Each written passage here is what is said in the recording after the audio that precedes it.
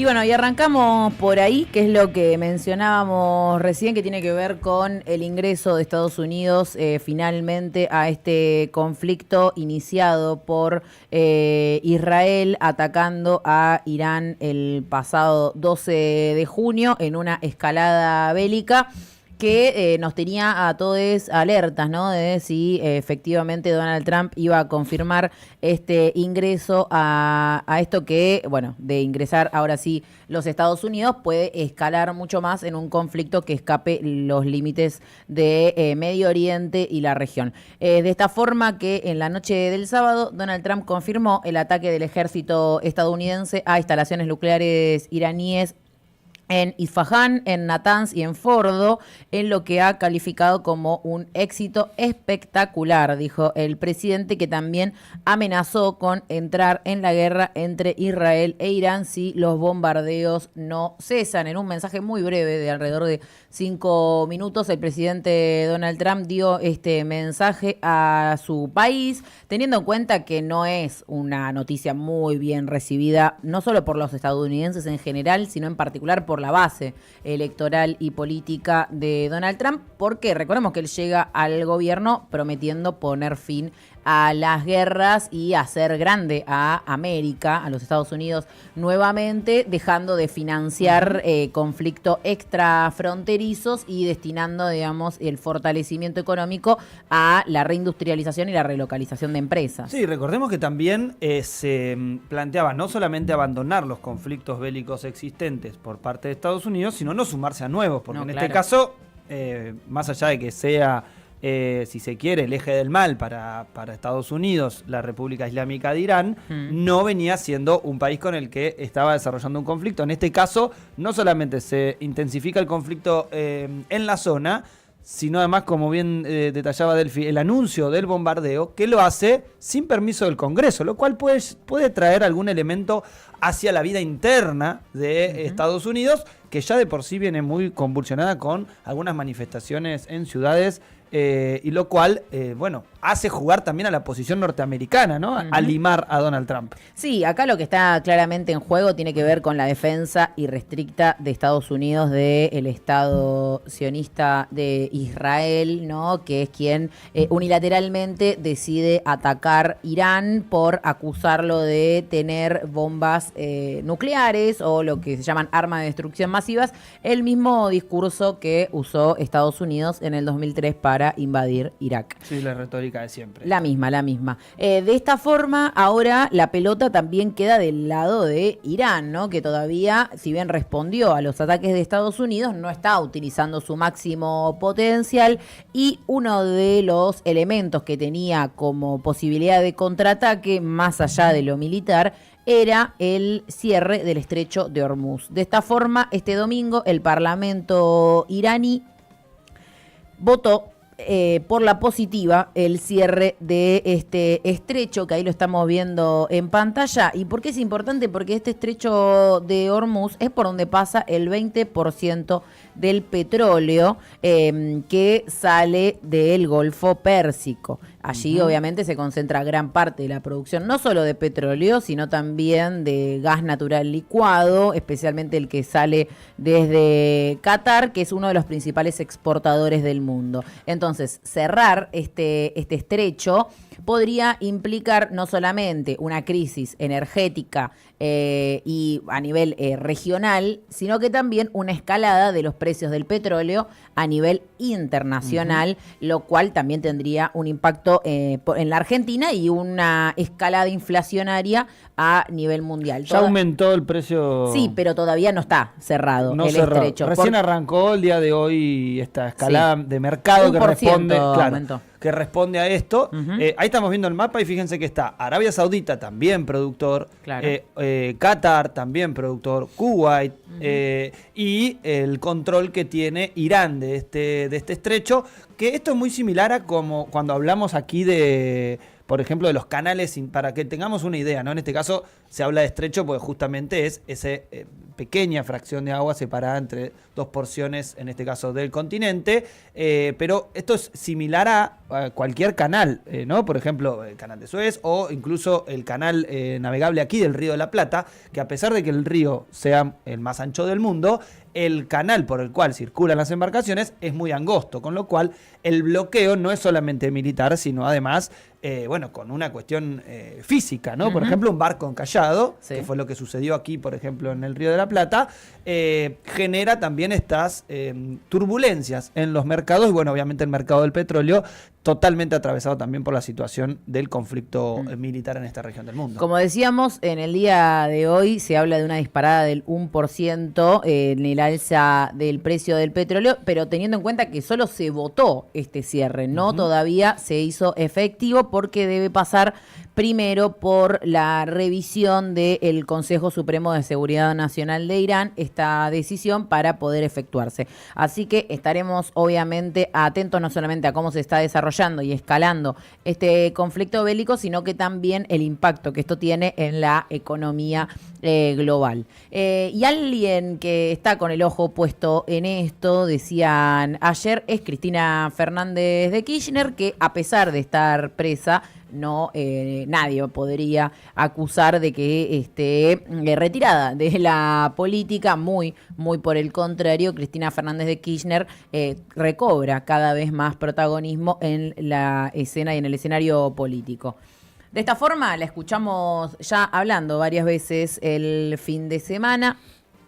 El viernes envió un audio desde su prisión domiciliaria que cumple en el departamento de San José 1111 y ante la amenaza y la presencia policial de Patricia Bullrich en las puertas de su domicilio, Cristina invitó y convocó a toda la militancia hacia Parque Lezama en el marco del Día de la Bandera, que de paso aprovecho y les digo feliz día a todos por el Día de la Bandera, que no estuvimos al aire. De esta forma estalló Parque Lezama en la Ciudad Autónoma de Buenos Aires. Iban a ir a la casa y terminó mandando un mensaje de ella pidiendo que vayan a Parque Lezama y rematando ese tuit planteando ¿quién les dice quizá por ahí charlamos?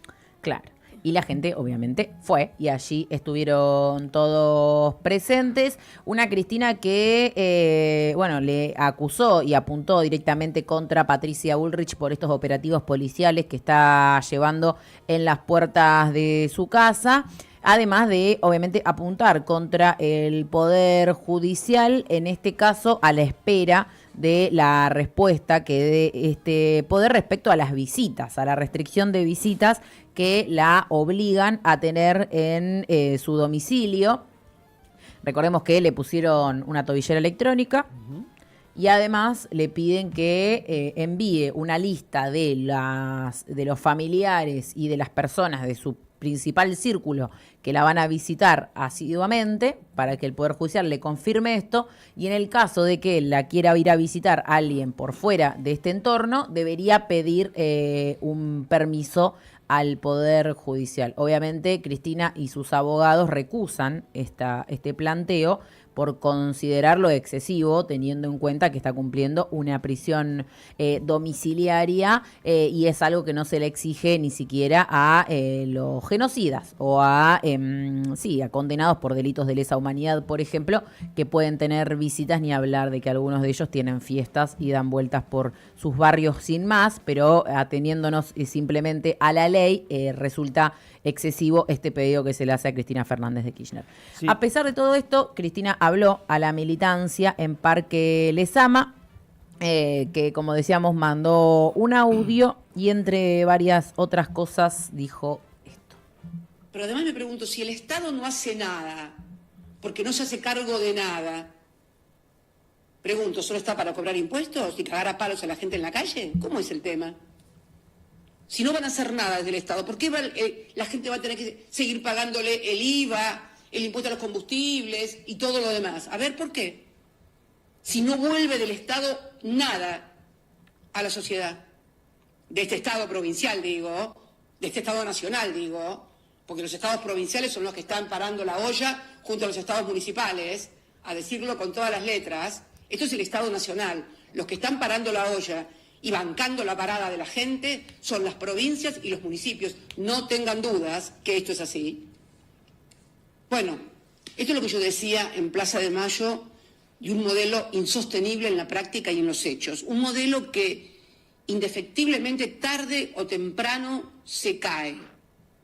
Y podrán mandar guardias acá, y la Federal, y la Gendarmería, y la Prefectura, y no sé qué fuerzas más acá, a San José 1111, pero la verdad, no sé qué problema piensan solucionar.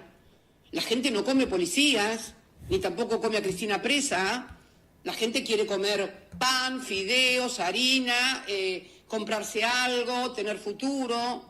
Que lo tengan claro. Como digo, tarde o temprano, este modelo se cae, pero no lo digo de visionario ni de muy inteligente. Simplemente lo digo de haber experimentado modelos como estos en el pasado y que terminaron en fracasos estrepitosos para la economía y en tragedias para la sociedad. Bueno, ahí Cristina muy en línea con todo lo que viene diciendo, ¿no? En cada uno de sus discursos. La gente no va a comer porque ella esté presa. Si bien es un poco de circo, sigue sin haber nada de pan para el pueblo argentino y, insiste Cristina, este modelo de esta forma se cae. Sí, me parece que bueno, algo que también lo veníamos diciendo, lo caracterizamos cuando hablamos mucho con Clara y hacemos los análisis económicos, que no lo decimos solamente porque seamos opositores y consideremos que este gobierno es un gobierno que está en las antípodas de lo que nosotros quisiéramos, sino principalmente porque el modelo económico tiene un límite. Me parece que la descripción clara cuando Cristina plantea están alquilando dólares, es porque esta es parte del proyecto económico de Caputo. Tratar de sostener la economía argentina con más bonos y con más deuda. Con lo cual, sabemos que esto tiene una cosa finita, concretamente.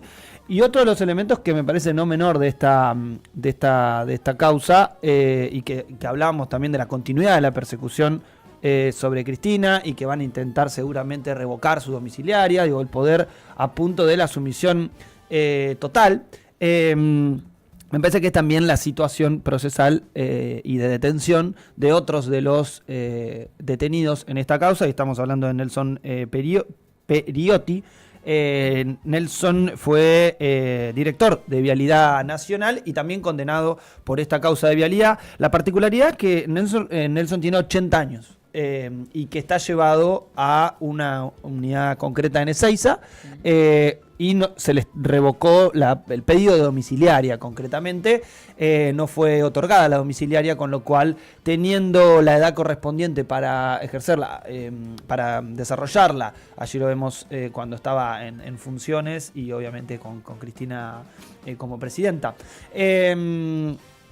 Y además de, bueno, obviamente demostrar una enfermedad con los informes médicos y demás, el poder también se le niega esta domiciliaria y se lo lleva a una unidad, como decíamos, en Ezeiza. Una forma del poder que la vimos también con Timerman. Recuerdan que se le prohibió la salida del país para el tratamiento de un cáncer que acabó con su vida luego aquí en la Argentina. Parte de cómo el poder disciplina y la lógica disciplinar es, justamente rompiendo la figura, ¿no? Menospreciando la figura, en este caso, de Nelson, que bueno, obviamente como militantes también planteamos el pedido de la domiciliaria para Nelson Periotti. Sí, y que no solamente se trata de este pedido de domiciliaria porque tiene 80 años y problemas de salud, sino que también lo que denuncian quienes el otro día se acercaron a las puertas del penal de Ezeiza para reclamar por esto, hablan directamente de una detención ilegal y de una persecución política por su lealtad a Cristina Fernández de Kirchner. Lo que denuncian es que Periotti, a pesar de las presiones, nunca quiso, ni decidió, ni aceptó la presión de declarar en contra de Cristina Fernández de Kirchner en esta causa de vialidad. Como arrepentidos, ¿te acordás? Claro, porque en esa época eso? recordemos que a muchas personas se les pagó literalmente para que salgan en la tele o que vayan después a la justicia a decir, bajo la figura del arrepentido, que ellos sabían que había habido coimas y entonces de esa forma zafaban de formar parte del proceso judicial, cosa que después se cayó todo, digamos, no aparecieron los cuadernos, bueno, distintas tramoyas que fuimos conociendo con el tiempo. Bueno, Periotti nunca aceptó denunciar y hablar en contra de Cristina Fernández de Kirchner y en este sentido entonces se habla de que es una persecución política por esta lealtad a la expresidenta, pero no por mentir, digamos, y no por decir me aferro a Cristina, sino por verdaderamente no querer mentir en la causa, porque recordemos que en primera instancia, en primer lugar, ¿no? Esta causa cayó, ¿no? Esta causa no tenía sentido, fue sobreseída Cristina y después la reabren. Volvieron a reabrirla. Claro, entonces es realmente una causa muy jurídicamente falsa. una burrada porque vos no podés llevar adelante nuevamente el mismo delito, juzgar nuevamente el mismo delito. Cuando el delito en este caso fue sobreseído, los únicos delitos que pueden ser juzgados nuevamente son los delitos de lesa humanidad, los crímenes de Estado. Esos son los que pueden, incluso no prescriben, ¿no? Que esto es un poco también la cuestión del tiempo con la que, por ejemplo, el macrismo quiere correr fortuna con las causas. Pero volviendo a lo de Periotti y lo que destacaba recién Delphi, lo mismo nos decía en la entrevista que tuvimos el año pasado, creo que fue, con Gerardo Ferreira, de Electroingeniería, Sociedad Anónima, que también estuvo preso y en marco de su detención le dijeron, vos entrega a Cristina y vas a tener tu libertad. Eso lo dijo aquí en la entrevista por llamada telefónica que tuvimos con él el año pasado, que seguramente la van a poder encontrar también en el canal de Trinchera TV.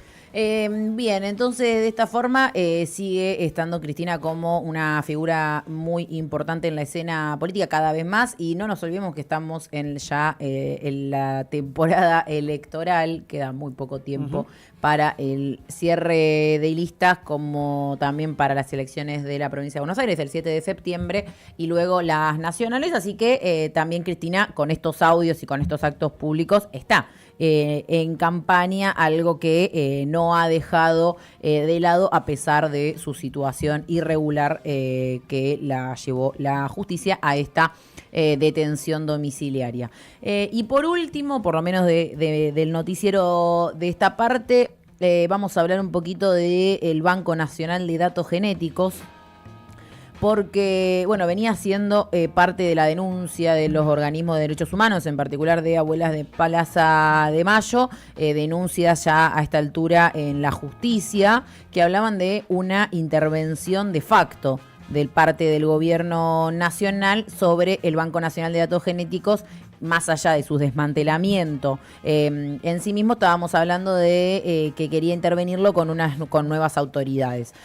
Hoy a la mañana, a través del decreto 422/25, firmado por el presidente y por su jefe de gabinete, Guillermo Francos, tuvo un logro el organismo Abuelas de Plaza de Mayo, porque se consiguió que el presidente prorrogue la designación de Mariana Herrera Piñero como directora general técnica del Banco Nacional, hasta tanto se lleve a cabo el concurso público de oposición y antecedentes para cubrir el referido cargo. De esta forma se habla de un logro histórico también en este contexto, al menos, o por lo menos una victoria coyuntural para las Abuelas de Plaza de Mayo y para todos los organismos y para todo el pueblo argentino, ¿no?, que quiere saber la verdad sobre los 300 nietos que aún falta encontrar, que fueron secuestrados y apropiados por la dictadura cívico-militar de este país. Entonces, de esta forma, el Poder Judicial recibe esta presentación y el Poder Político, el Gobierno Nacional, lo prorroga esta designación. Ahora quedan varias presentaciones más que están ante la justicia, ante el Juzgado Federal en lo Criminal Correccional número 2 de San Martín, porque además de esta prórroga de la designación, lo que le suman en el reclamo las Abuelas de Plaza de Mayo es, por un lado, preservar las muestras biológicas y genéticas del Banco Nacional y, por el otro lado, que declare la justicia la inconstitucionalidad del decreto con el que Javier Milei le abre las puertas a la intervención del organismo. Hasta ahora, sobre estos últimos 2 puntos, no hay novedades ni por parte de la justicia ni por parte del gobierno. Lo único que tenemos es, como decíamos, en el boletín oficial de esta mañana, esta extensión de la Dirección General Técnica a manos de Herrera Piñero, que era un pedido que venían haciendo las abuelas de Plaza de Mayo para que no pongan una autoridad desconocida y que sea a una figura del gobierno o del círculo libertario que le ponga fin al trabajo que viene haciendo el Banco Nacional de Datos Genéticos, que como decimos es fundamental para encontrar a los nietos y nietas que aún todavía no encontramos y que incluso en este gobierno no hemos conocido la identidad de muchos argentinos y argentinas que habían sido apropiados por la última dictadura, así que seguiremos atentos a este reclamo de abuelas de Plaza de Mayo y a qué definiciones tome la justicia, por lo menos en estos últimos 2 puntos. Bien. Esperaremos entonces que actúe el tribunal número 2 de San Martín, que es al fin y al cabo el que va a tener esto encima. Y por ahora no nos está dando muchas buenas novedades. Esperemos que alguna buena nos tire la justicia. Siempre hay buenos. Este Esto es como la viña del Señor, el Poder Judicial. Siempre hay un. El viñedo del Señor. Siempre hay alguna gente judicial que seguramente imparta justicia. No todos como Doropí, ¿no? Así lo no todos la cloaca como Doropí. Pero hay, que lo hay. Male, ¿qué está pasando? ¿Qué nos trajiste en el día de hoy? Hoy les traje una convocatoria, todos a la gobernación. Es la consigna de Astilleros Río Santiago, que se prepara para movilizar a las 10:30 de la mañana para exigir aumento salarial, trabajo para el astillero Río Santiago, fin del vaciamiento y reapertura de las paritarias. Esta convocatoria la organizan la Agrupación Marrón, ATE, SUTEBA, AJB, SICOP y Frente de Trabajadores Universitarios de Izquierda de la Universidad de La Plata, con la consigna El Astillero Marcha, todos a gobernación. Este lunes 23 de junio, a partir de las 10:30 de la mañana, se sale desde Astilleros, así que hoy a las 8 de la mañana ya arrancaron el viaje para allá. En asamblea se pidió y se llevó adelante, gracias al accionar de los trabajadores del astillero, que se votó movilizar este lunes con la participación de más de 1.000 compañeros y compañeras para visibilizar y exigir los aumentos salariales, más trabajo y el fin del vaciamiento y reapertura de paritarias. Ya exigen desde los trabajadores. Frente a los salarios de miseria, desde el sector obrero se exige un aumento acorde con la realidad que se vive hoy en día. Desde la Asamblea hubo una fuerte exigencia hacia el sector sindical y a la pasividad que se estaba viviendo frente a tanto atropello. También se exige la renuncia de Pedro Basiesco, es muy difícil de pronunciar, que es el responsable del vaciamiento de la fábrica, claro, el titular. Como en otros sectores o rubros del país, la caída del empleo y la baja de las ventas en todos los rubros deja vez más que el gobierno de Javier Milei, tal y como lo dijo Cristina, ya no da más. Y bueno, la denuncia es clara: los salarios no alcanzan para vivir, las paritarias se cierran a espalda de los trabajadores y son unos acuerdos de pobreza. El vaciamiento avanza en sectores estratégicos como el astillero, educación y en salud, es lo que denuncian los trabajadores, por eso marchan a gobernación a las 10:30 de la mañana. Recordemos, surge de una asamblea general de trabajadores, sí, en el astillero mismo, y sectores que son opositores, en este caso, a la conducción del sindicato, sí, y que impusieron, sin embargo, esta decisión de esta marcha que se va a estar realizando, como decía Mal, el día de hoy. Bien, otra noticia que no pudimos abordarla por el feriado, pero me parece, no sé qué piensan ustedes, pero me parece que es importante, porque el miércoles que marchamos a la movilización por la prisión de Cristina, se le dio luz verde a aportar armas semiautomáticas. Es el decreto 397/2025, que lo han firmado el presidente Javier Milei, Guillermo Francos y Patricia Bullrich. Mientras se ponía el foco en la movilización por la prisión domiciliaria de Cristina Fernández de Kirchner, el gobierno lo oficializó en un boletín oficial y bueno, esto de las armas semiautomáticas, ¿no? Que es una modificación de la regulación de armas semiautomáticas de uso civil. Según anuncian, se podrá usar en actividades deportivas, es la excusa que pone el gobierno nacional. Dichas armas son las que llevan cargador de quita y pon, símil fusiles, carabinas o subametralladoras de asalto derivadas de armas de uso militar de calibre superior al 22 LR, no sé si se dice así. Calibre 22, sí. Sí. Esto pareciera ser un nuevo negocio para los fabricantes, ¿no?, de armas como el Versa, y todo parece apuntar a que desde el gobierno se trata de reforzar el aparato represivo. Más armas no es igual a más seguridad, y sino que puede significar el refuerzo de este aparato de Patricia Bullrich, este aparato represivo, ¿no? En un noticiero de TN explicaron, no muy convencidos de lo que el gobierno anunció, y si lo tenés, Mati, lo escuchamos. Es la adquisición de fusiles semiautomáticos, carabinas y subametralladoras. Armas que usan un cargador. Yo no soy experto en armas. No, pero... Pero bueno, te digo lo que dice el decreto. Armas que antes estaban destinadas a lo que eran las fuerzas de seguridad. Sí, para algunos de las fuerzas de seguridad usan armas más sofisticadas de guerra, las fuerzas de seguridad, pero estas son armas semiautomáticas que las utilizan, se les va a permitir si justificás que la tenés un uso deportivo, que estás en condiciones de usarlas, vas a poder conseguir el título de legítimo usuario. Esto lo venían pidiendo las armerías.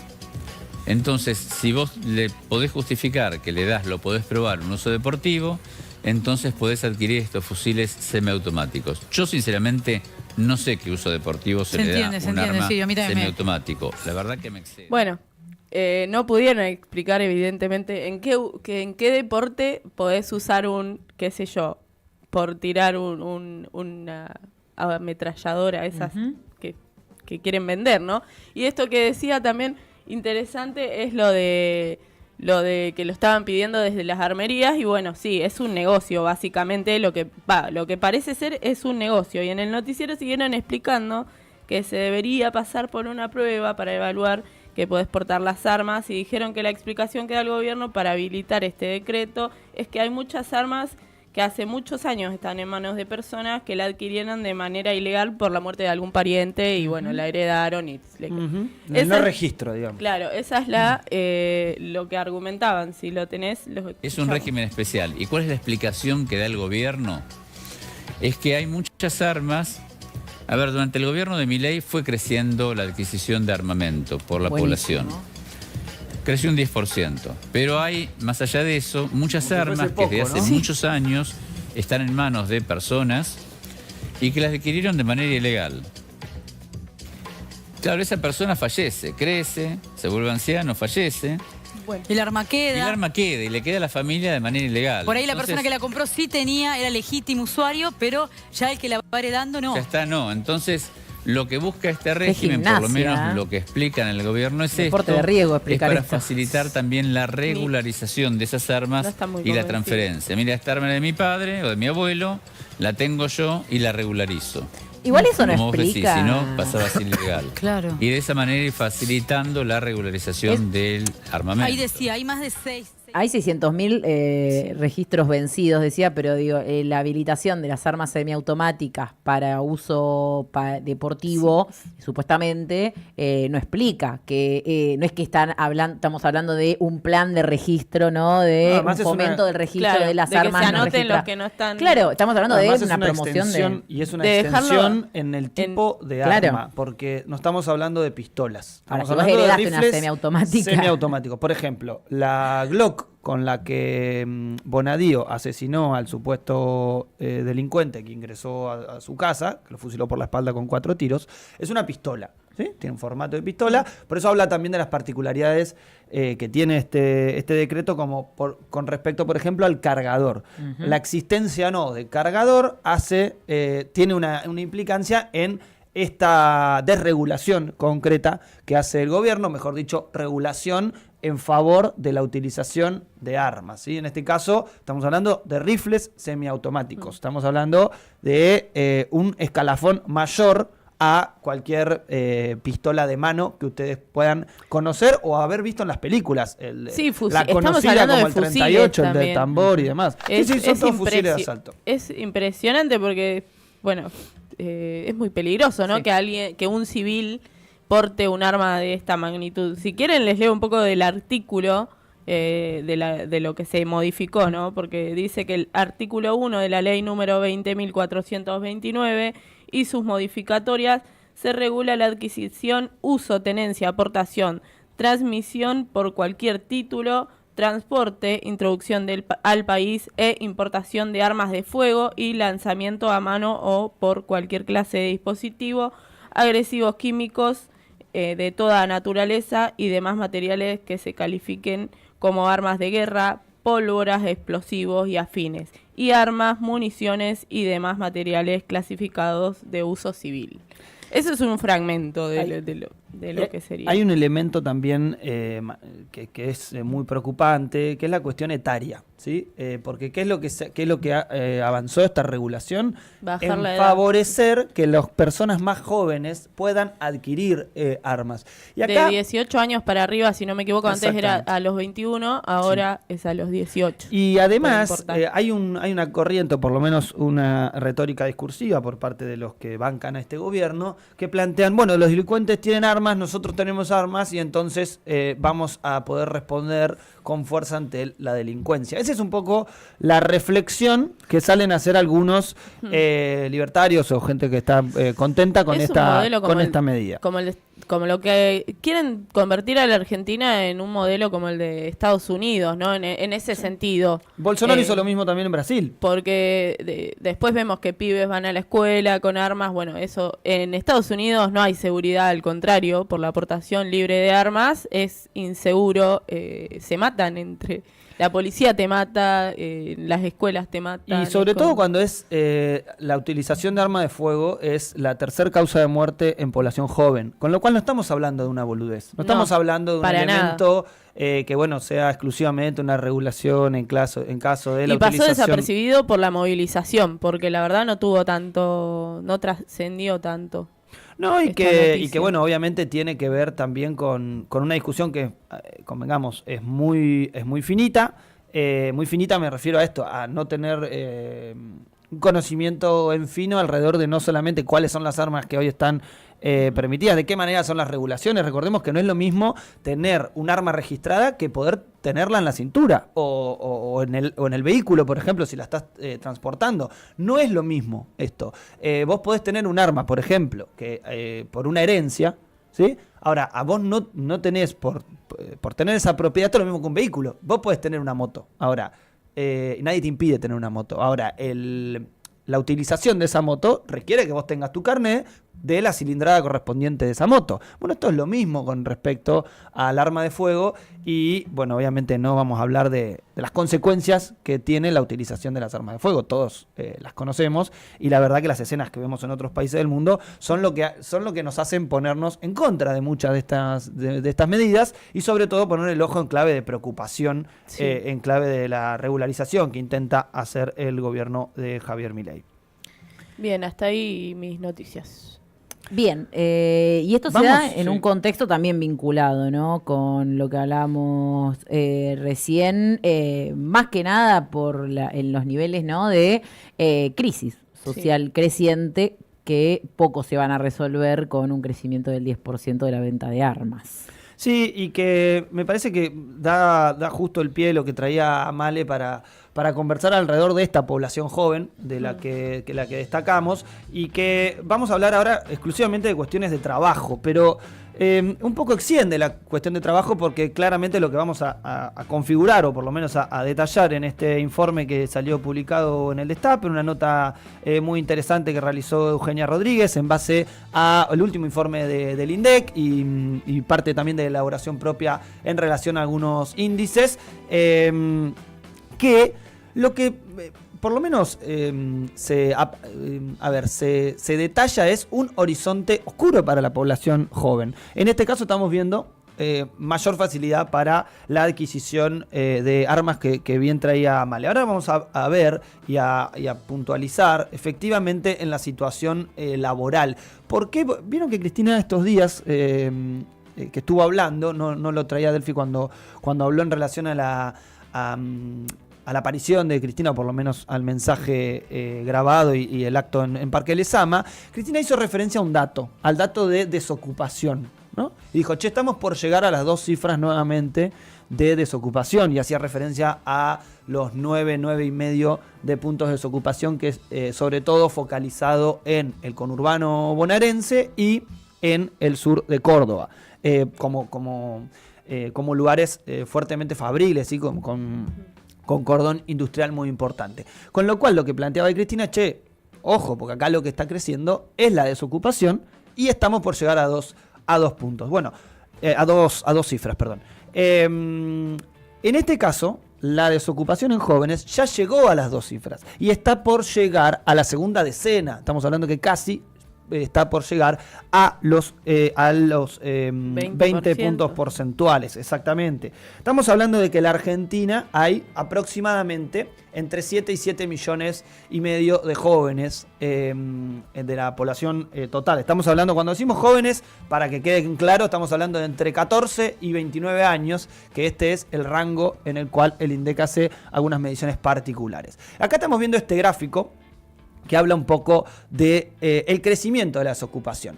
El pico más alto que ustedes ven ahí es, aclarame Mati Marchi exactamente, pero es 2020, exactamente en la pandemia.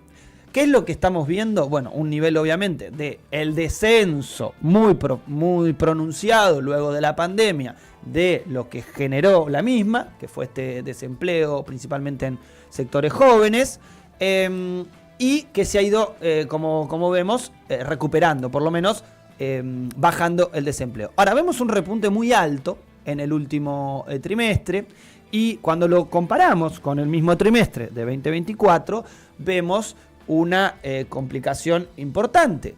Y acá vamos a ir a varios elementos que hacen también podríamos decir, de el contexto de este aumento de la desocupación. Y hablamos principalmente de que casi 2 de cada 3 jóvenes que viven en hogares pobres. Estamos hablando de el 66% de los jóvenes. Estamos hablando del 66% de esos 7 millones y pico de jóvenes que decimos viven en hogares pobres. O sea, son considerados pobres según sus niveles de ingreso. Ahora, aumentó la desocupación, aumentó la subocupación y la ocupación demandante se eleva. ¿Qué sería la ocupación demandante? Bueno, los que buscan trabajo o salen a buscar trabajo. Y tenemos desde noviembre, como decíamos, de 2023 a marzo de 2025, 200.000 puestos de trabajo menos. Esto estamos hablando de trabajos registrados. Todos, cuando decimos 200.000 puestos, es 200.000 puestos de trabajo blancos, ¿sí? Registrados.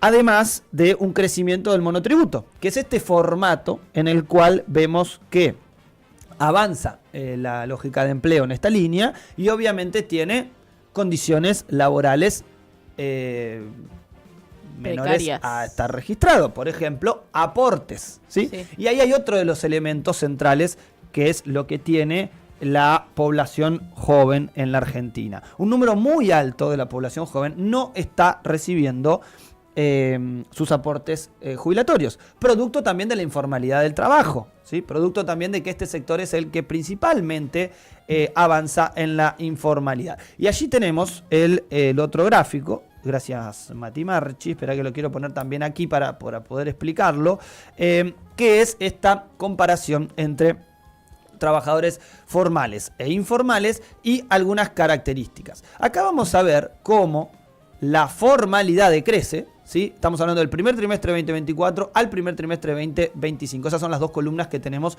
allí a la derecha. En ese caso, lo que vemos es una caída del 20 al 25,7%, o sea, medio punto, cómo bajan los trabajadores formales en el primer trimestre de 2025. Y vemos un crecimiento de los formales, casi idéntico, ¿sí? Casi medio punto. Lo que estamos observando con este gráfico es particularmente cómo cae el trabajo registrado en la Argentina y cómo crece este formato de monotributo. Algo que nosotros lo venimos charlando hace mucho. Hemos planteado que el Estado es uno de los principales empleadores y es una de las cosas que hemos hablado, incluso recuerdo con Daniel Eltano Catanano, secretario general de AT Capital, en relación a muchos de los compañeros que han sido despedidos producto del formato en el cual estaba su contrato, ¿no? Que obviamente permite esas cosas. Y cuando hablamos de formato de trabajo, parece que también tenemos que poder hablar de las implicancias que tienen los marcos normativos jurídicos de la Argentina. Y en este caso hablamos concretamente de los paquetes de leyes. Y si hablamos de paquetes de leyes, tenemos que hablar de la reforma laboral que está metida no solamente en el DNU 70, sino también en la ley bases, ¿recuerdan?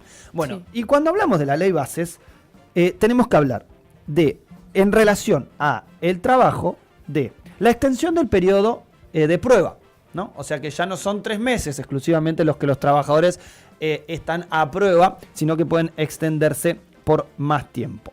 El otro elemento, algo que también lo planteamos cuando fue la decisión en su momento, esto del fomento de no registrar a los trabajadores, ¿no? De la monotributarización de los trabajadores, podríamos denominarlo así, es una categoría que acabo de inventar. O tercerización. Concretamente es un poco la tercerización de la flexibilización laboral. Flexibilización laboral sería el término correcto.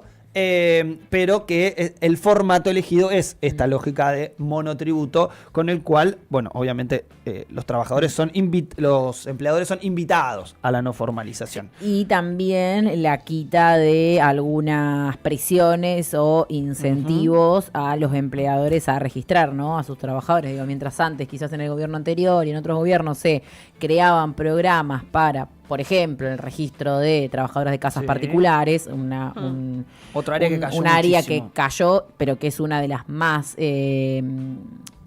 negro, digamos, más fuera de la formalización.